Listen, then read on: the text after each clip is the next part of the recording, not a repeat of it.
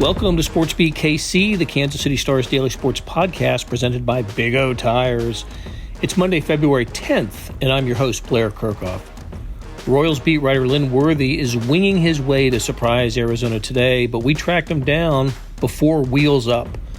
We talk about what's new with the Royals, like the owner and the manager, who's returning, like Salvador Perez, newcomers like Maikel Franco, and we address questions heading into spring training, which begins this week. Pitchers and catchers report on Wednesday, but our first spring training report is today. Here's Lynn.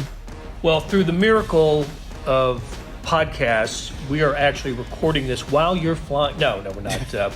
But Lynn Worthy is here. He's here and he's in Arizona at the same time. And how does that happen? Well, we're running this on Monday, but recording it Friday before Lynn takes off for spring training. It's been kind of a quiet lead up to spring training in Kansas City, Lynn. I wonder why that is. I think a little bit of folks have been distracted by this football team here, this football team parade, some big game that took place down in Florida. The Kansas City 11 had a nice run here at the end, and but so the championship is won, the parade is completed, and it's time to shift attention to Chiefs offseason. No. Well, a couple of guys were down there. At least Whit Merrifield and Alex Gordon were in the stands doing Instagram videos and having a ball watching the Chiefs bring home championships. I saw that. I saw the Whit Merrifield Instagram. I didn't see Alex's, but I heard he was there. He was in there. He was at the very end of it. I think Whit turns the you see Alex sort of pop in from the side and say something. And so, yeah, they were both there. And we know Miami resident Salvador Perez there's almost like a Royals, South contingent that I don't know if they made it to the game, but that works out there. I mean, with Salvi, now bench coach Pedro Grafal, Jorge Soler, new addition Maikel Franco, and some of the younger guys all work out in Miami during the offseason. So there's a bunch of guys who are probably, baseball's throw away from where all the action was happening. We talked about it. We'll get into the Royals here in a second, but we've talked about this on previous podcasts. I think because the teams share the parking lot, there's a lot of they know each other. Royals go to Chiefs games, Chiefs go to Royals games. I suspect we'll see many first pitches thrown out by Chiefs Hoffman Stadium this year, and I'm sure the Royals will have some sort of Chiefs celebration early in the season. Maybe that doesn't happen in cities that don't share the space the way Royals and Chiefs do. Yeah, I'm trying to think in my mind because just growing up in New England and Boston, you had a bunch of teams, but a lot of the teams were spread out, or at least just like the Patriots are spread out compared to the teams that are right in Boston. And there is some crossover, but I don't think it's it seems a lot of it is more, I don't want to say contrived, but it's not as natural as it is when the parking lots are so close and the teams, the seasons overlap a little bit, and so the guys are in the town at the same time. It's just it's more organic that way, I think, and just a natural thing. Talk about the Royals. One of the things that occurs to me thematically for the Royals as you head to surprise is new manager, new owner. Maybe we should do that in reverse order. New owner, new manager, new third baseman. There are elements of the Royals that are completely different than what you experienced covering the Royals last year. Any idea or any thoughts on how different spring training is going to operate under Mike Matheny? And I know you only had the 1 year of Ned Yost to compare it to, and you probably have to wait to get down there to see. But anything that you've heard or seen from Mike Matheny to suggest that this will be a little different? No, I was thinking about that this week, trying to think of what difference will we, and that was one of the questions in my mind going into spring training, is what difference will we see under Mike Matheny? And I'm not sure if you'll really see it in spring training, just because a lot of spring training, the planning and organization is done by usually a bench coach or somebody like that. So in this case, somebody like Pedro Grafal might be doing a lot of that, who's been around, who's been part of the organization for several years. So I don't know if you'll see it, and even if you see some changes, I don't know how much of that is you can point to and say that's Matheny imprint, or if that's just, staff changes that they've had this season, and whether it's a Ned thing or a Matheny thing, or I am interested just to see if there's going to be a difference that you notice on a day-to-day basis, whether it's the atmosphere or the way they go about certain things or the way things are paced. But then the other thing that came to mind was a lot of stuff that they've changed just in the last couple of years. I think they did some timing changes, which weren't really a Ned thing. It was more of a sports science, like the sports performance people suggested. So I'm interested to see what it's going to be. I'm just not sure if we're going to be able to get a whole lot from that on if that's going to be a Matheny thing or if it's just an organizational type thing. I'm kind of wondering how often you'll see John Sherman. Will he be hanging around, going from field to field, or how often do you expect to see him? I don't think he's going to be a daily presence, but I expect him to be there at least at some point. And I don't know that it'll be there's going to be a big presence in terms of you'll know he's here and that he's watching this field or that field. I think it's going to probably try more to blend in. I mean, he's been an owner before. He knows how it works. I mean, I'm sure he'll keep an eye out and he'll probably be meeting with staff and talk to Dayton and those guys just to stay up on things. But I don't know that it's going to be everybody, all right, let's get this buckle down. Owner's here. You better look good on those PFPs. The owner's watching you. So I expect he'll be around, but I just don't think it's going to be, change a whole lot. But it's just going to be, it'll be different in that people will probably notice it because of the new faces and these people who are in these new positions. So I think that might be what the difference is. I don't know if it'll be much of a difference to players on the field.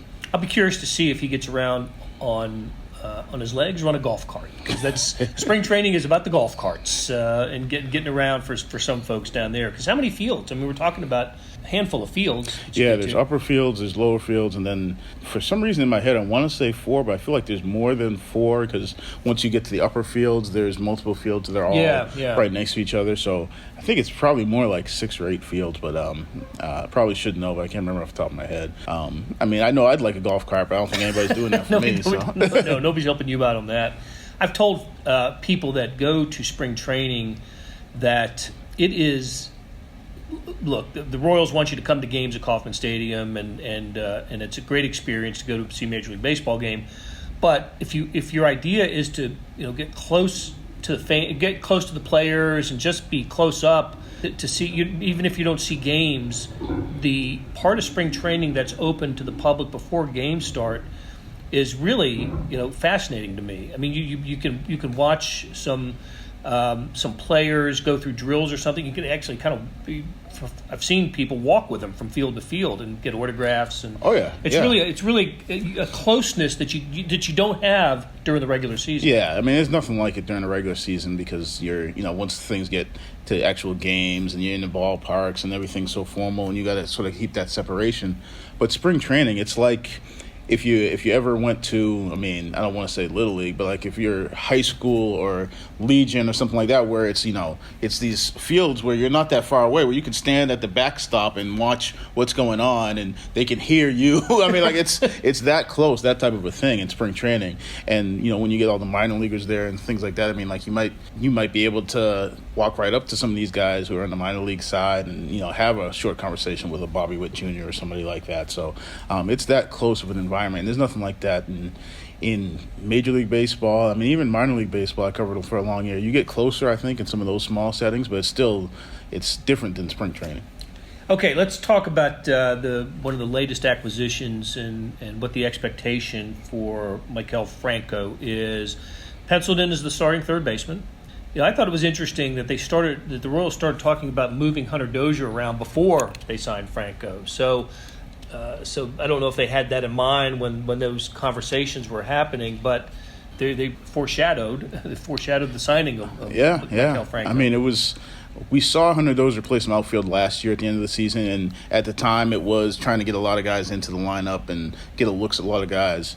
But when Dayton came out and sort of, firmly said it at the winter meetings as though that this is something that they were definitely looking at, and Matheny sort of, seconded that, you're like, okay, well then there's probably something out there that they're hoping to execute. You didn't know for sure it was Franco. I mean, his name was one of the ones that was out there. But then after they did it and just even the last, couple of weeks talking to people and realizing how much familiarity there was with Franco, I mean, Not that he was necessarily one of those guys they tried to sign when he first came out, but they knew of him for years now. Assistant general manager Rene Francisco was the general manager of the winter ball team he played on when he was one of the top 100 prospects in minor league baseball. So they've followed him since then.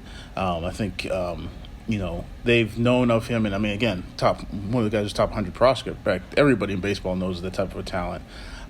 He's one of those guys who just, was a sort of a next level sort of an athlete. Even seen him in the minors, which I got to do. I think it was 2013 or 14, just when happened to cross paths. So he's a guy who was, a good third baseman defensively, 20 home run guy in the major leagues for 3 straight years. And he's still only 27. I think he just turned 27. So for him to be able to slot in there, and then you can put Dozier in the outfield, and now it looks like an outfield where you're talking about Alex Gordon, Whit Merrifield, Hunter Dozier, and then Soler probably mixing some in at right field and some at DH. It sort of solidifies some things where you had a lot of moving parts and you weren't sure about, who was going to slot in some places.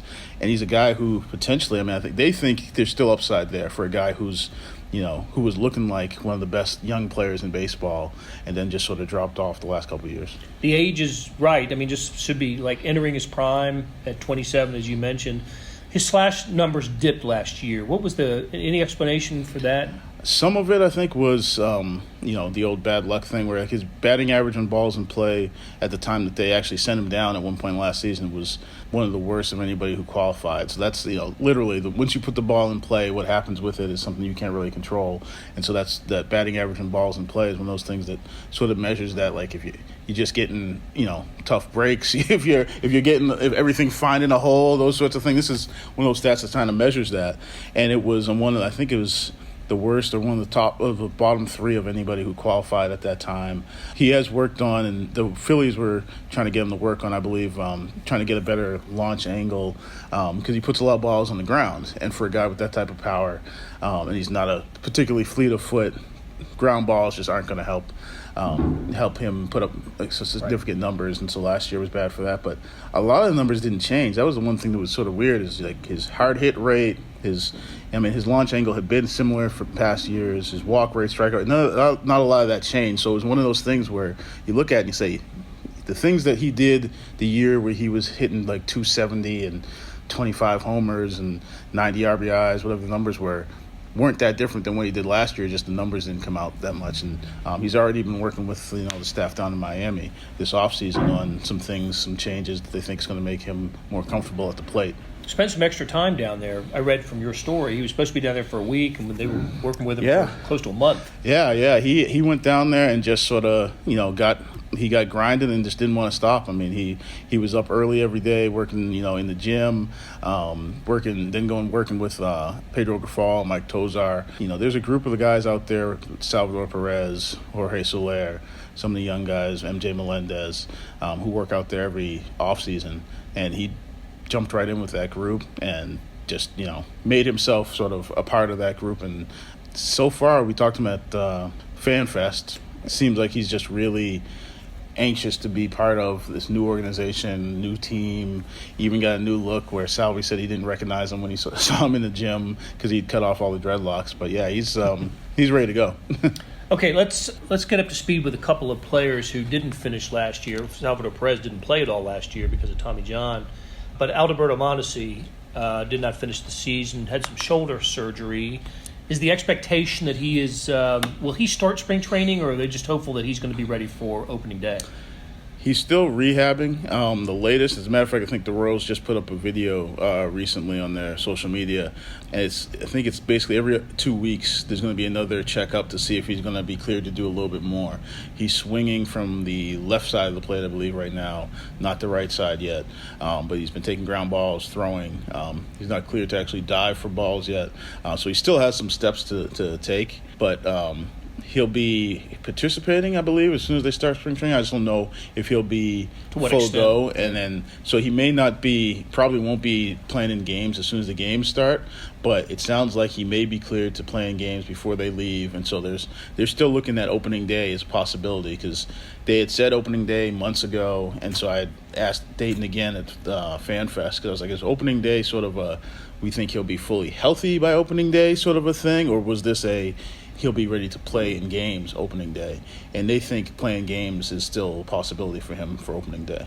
Okay, and Salvi's update, what's... Salvi is, I don't think there's much more as far as he's made a few more hurdles for him, but he's been thrown to the bases as of a couple of weeks ago. He's taking batting practice. So he still has to get a couple of evaluations for them to give him full clearance, but they think he's going to be full go for opening day. It may be that once he starts playing, they give him more off days. That sounds like the plan. They've talked about him maybe DH first base, not being behind the plate every day, but they expect him to be ready for opening day too. Okay, so let's just assume that both Mondesi and Perez will appear on opening day. It looks like the lineup is set for opening day. If Ryan O'Hearn at first, Nicky Lopez, Mondesi, Franco, and then around the outfield, Gordon, Whit Merrifield in center, and Dozier in right. Is that what we're looking at? Most likely. I mean, that's in. Like I say, if both those guys are healthy, it seems like that's what you're looking at. You probably put Soler at DH, Salvi behind the plate. DH, right? Soler. Don't forget about the guy who led the AL in home runs. That's right. He did the impossible. In Kauffman Stadium, which is the worst hitters for a right-handed hitter ballpark in the major leagues. That in their lineup, when you think about the fact that they didn't have Salvi last year and you had Franco, it seems like the lineup could really lengthen out. I mean, I don't know where they're thinking about batting Gordon, but you could see it could be feasibly where Gordon's batting 6, 7, 8 in that lineup, something like that. I mean, probably not 8, but I mean, depending on how you want to do it with the lefties and everything.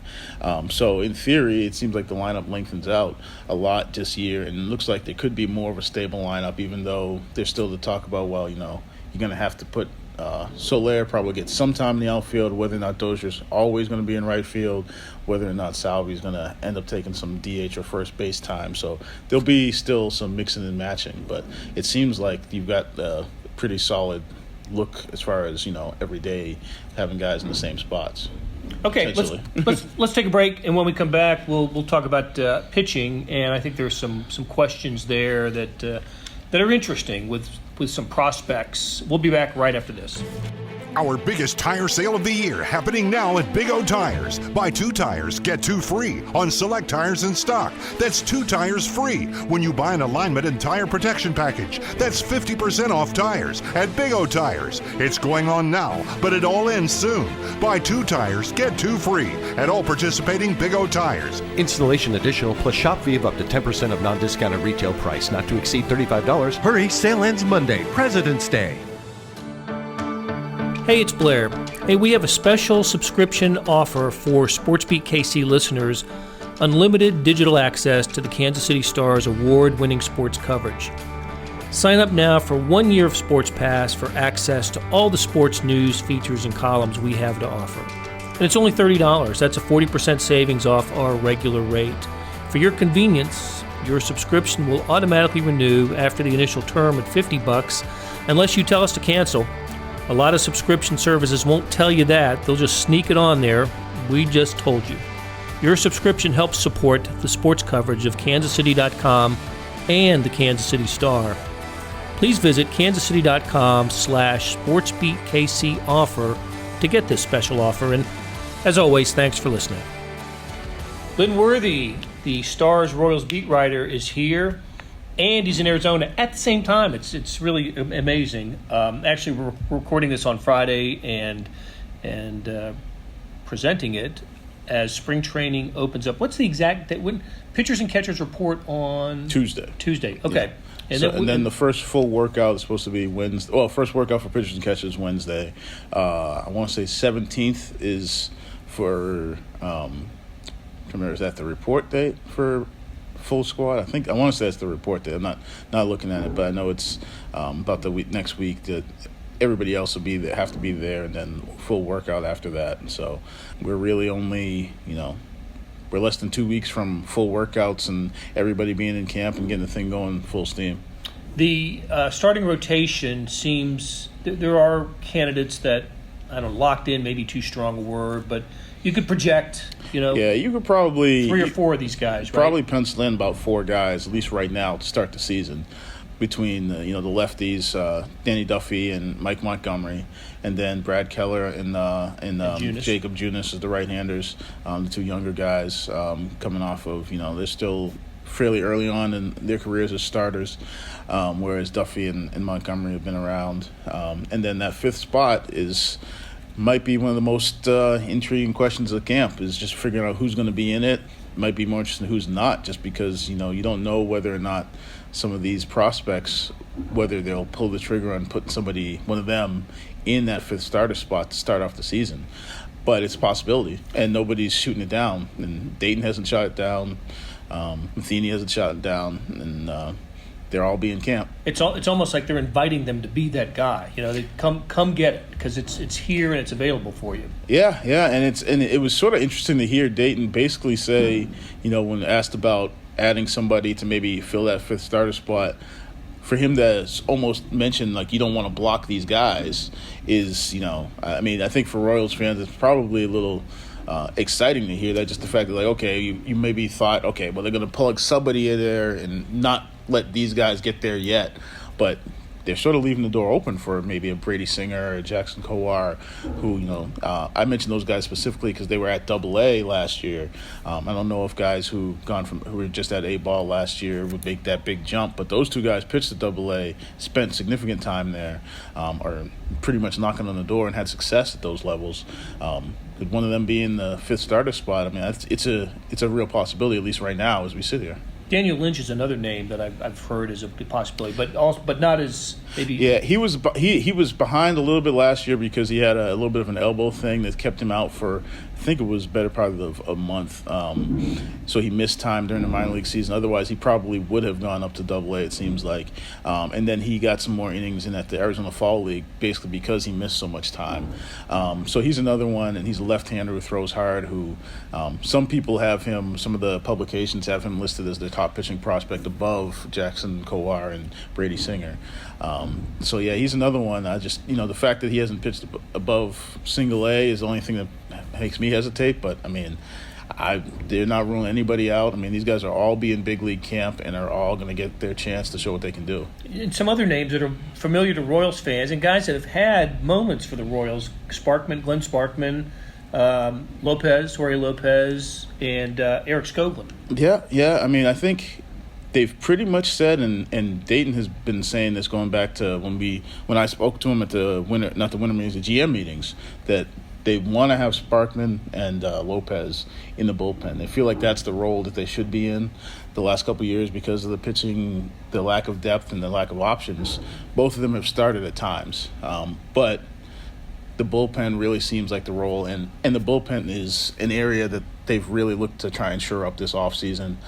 That's going to be another spot to try and figure out who's not going to be in those spots in the bullpen, because pitching staff as a whole last season was, I think, bottom 4 in the majors in ERA, WHIP, batting average against, strikeout per 9, walk per 9. I mean, like, the pitching staff it's a glaring weakness that needs to be taken care of, and the bullpen was just as bad as the starters, probably worse in a lot of cases statistically.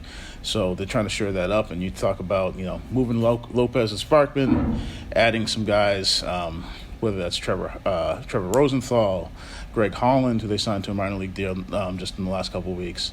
Talking about, some of the Rule 5 pick, Stephen Woods Jr., Braden Shipley, they signed a minor league deal. So there's a lot of different options, along with the guys coming up from the minors and the guys who are back again, to try and shore up that bullpen. So they're definitely focused on trying to come up with a better bullpen, because early in the season, I think it sort of took some of the whatever wind there was in the sails. It got taken out fairly early last season in April by them blowing saves and not knowing who was going to be able to rely on. And remember, they didn't put Ian Kennedy into the closer's role until like late May, so I think they're trying to avoid that. Yeah, and two of the we mentioned in the first part of the podcast, Michael Franco, one of the intriguing offseason acquisitions. You just mentioned a couple others, Trevor Rosenthal and Greg Holland. Royals fans will be forever a fan of Greg Holland after his postseason effort in 2014, when he had 7 saves in the postseason for the Royals. Was just phenomenal, lights out good. I can remember in the ALDS that year in California, during the series, him flying home to North Carolina to be with his wife for the birth of their son, and then he flew back that night. Had to talk his way into the stadium in California, at Anaheim for the game. So there's a lot of, he'll join, at least in spring training, Perez, Duffy, and Gordon, I guess, as the leftovers from the World Series teams in 14 and 15. Trevor Rosenthal, with a really interesting background. He's from here. He's a Kansas City. He is. And had some really, really nice years with the Cardinals. Yeah. He was, I'm trying to remember what the numbers were, but he's one of those guys who was an all-star closer, familiar with Mike Matheny. He talked that it sounds like that played a big part in him signing here this season, because Matheny taking over, and they've still stayed in touch, even with him going other places and Matheny not being a manager the last year. So him, a local guy too. And Holland also was another guy who's got that familiarity with Matheny. So there's going to be some options. The thing with those guys is, the last couple of years there's been some shaky, performance. So there's been injuries that they're coming back from, where command hasn't been what it had been in previous years. If you're optimistic, you hope that a year removed brings back some of that command and gives them a little bit more, gives them closer to where they had been before. But time will tell. That's why some of these guys are available and why you can get them on minor league deals. But you're hoping to catch lightning in the bottle. All right. Well, then we're going to wrap it up. I appreciate you stopping by before you head out, and safe travels to Arizona. And really looking forward to seeing how spring training unfolds with, as we said, new manager, new owner, some new faces, and some old faces in some new places. Really intrigued to see how strong Salvador Perez comes back from his Tommy John surgery. And as you said, pitching will be maybe the job one for the Royals down there. Get that straightened out. It seems like their lineup is it's set. Whether it's a potent lineup or not, it is set. And they do have the American League home run champion, base hit champion. There's talent in the lineup. Can they get the pitching? Can they get the pitching straightened out, especially the bullpen? Should that be the number one priority for the Royals down there? Yeah, I think the pitching is going to be, for the fifth starter spot, and who's actually going to be able to be relied upon in that bullpen will be the first two questions in my mind, the major questions that need to be answered. Like you said, there's a lot of things that will be intriguing to see how they unfold, and once you get into the season, how guys actually perform. But that's all down the line. You can't really predict those. The pitching is definitely going to be the biggest question mark, and then after that, I think the thing I'll be looking forward to the most is just that Arizona weather. Absolutely. We had a good Miami recently. So, all right, Lynn, thanks a lot. Thanks. That'll do it for today. Thanks to producers Derek Donovan and Randy Mason. Links to Royal stories can be found in the show notes, the True Blue app, and on kansascity.com. Hey, did you know Sports BKC is available on YouTube? Sure is.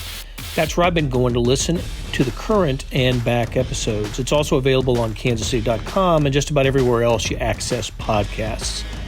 Where you can, how about leaving us a comment and a like? Those help. A shout out to Clinton Blake McKenzie and V. Walburn for your recent kind words. Really appreciate it. We'll be back on Tuesday for another Sports BKC, where we talk sports in Kansas City every day.